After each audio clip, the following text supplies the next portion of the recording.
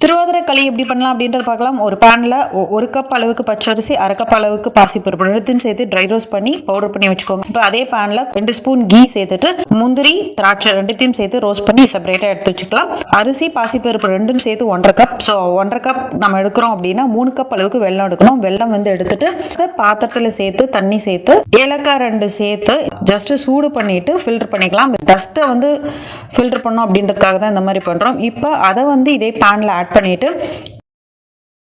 தண்ணி வந்துட்டு ஒரு 3 கிளாஸ் சேர்த்து இந்த மாதிரி கொதிக்கும் போது நம்ம அரைச்சி வச்சிருக்க அந்த பவுடர் வந்து இது கூட சேர்த்து கொஞ்சம் கொஞ்சமாக மிக்ஸ் பண்ண போகிறோம்.